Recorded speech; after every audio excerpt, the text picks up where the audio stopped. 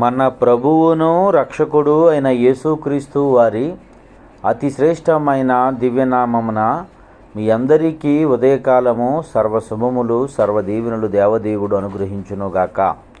Amen. దేవుని బిడ్లారా, ఈరోజు 3వ తారీఖు జూలై నెల 2024 సంవత్సరం.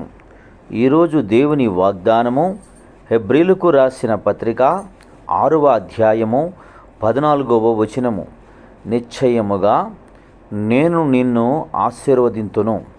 దేవుడు తన పరిశుద్ధ లేఖన భాగము నేటి ఉదయకాలము మీ అందరి వినికిడిలో ఫలింపచేయునుగాక. ఆమెన్. దేవుని బిడ్లారా, యేసయ్య తెలియచేస్తున్నటువంటి మాట రూఢిగా తెలియపరుస్తున్నాడు. నేను నిన్ను ఆశీర్వదిస్తాను, నేను నిశ్చయముగా నిన్ను ఆశీర్వదిస్తాను. దేవుడు చెప్పిన మాట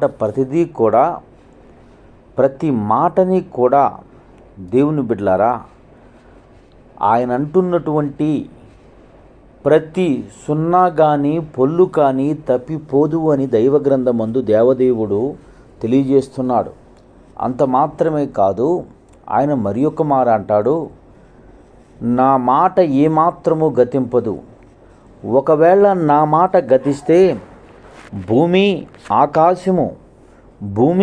ఆకాశము నశించుట మేలు అంటాడు.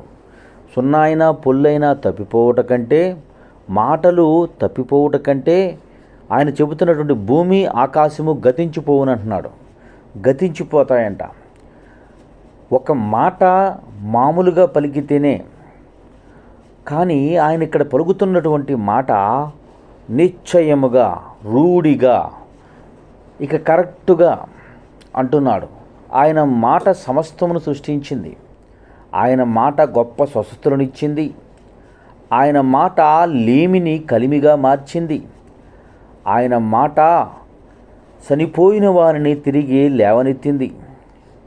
ఆయన మాట పాపి అని పిలువబడుతున్నటువంటి జక్కయ్యను అబ్రహాము యొక్క కుమారునిగా మార్చగలిగింది. ఆయన మాట శూన్యములో నుండి సృష్టిని తీసుకుని వచ్చింది. ఆయన మాట సమస్తమును సృష్టించింది. ఆ మాట ఈరోజు దేవుడు నీతో మాట్లాడుతున్నాడు. నిశ్చయముగా నేను నిన్ను ఆశీర్వదిస్తును. సహోదరుడా, సహోదరి, నీ యొక్క పరిస్థితులు ఎలా ఉంటాయో, ఎలా బ్రతకాలో, ఎలా జీవించాలో, ఏమైపోతాయో, తిరిగి మరలా నా పూర్వస్థితి ఆశీర్వాద స్థితిలోనికి నేను వెళ్ళగలనా లేనా అని కృంగిపోతున్న నీతో యేసయ్య ఈరోజు మాట్లాడుతున్నటువంటి మాట, నేను పూర్వకాలం ముందు నీతో చెప్పినటువంటి మాటను రూఢిపరుస్తున్నాను.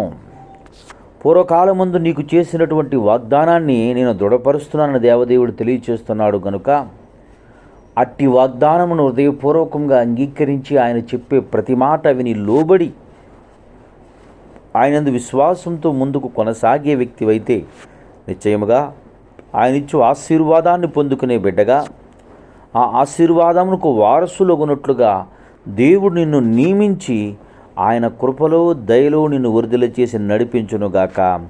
ఆమేన్. తండ్రి, నీకు వందనాలు, స్తోత్రములయ్యా.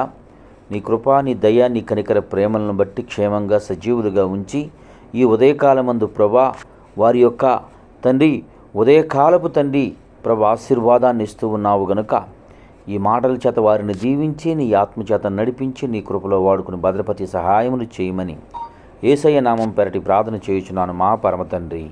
ఆమేన్. మన తండ్రి అయిన దేవుని ప్రేమయు, కుమారుడు యేసుక్రీస్తు వారి కృపయు, పరిశుద్ధాత్మ తండ్రి అన్యోన్య సహవాసం ఇప్పుడును ఎల్లప్పుడూ సనంత సదాకాలం తోడైండి ఎంబడించి నడిపించునుగాక. ఆమేన్. God bless you. దేవదేవుడు మిమ్ము దీవించి ఆశీర్వదించునుగాక. ఆమేన్.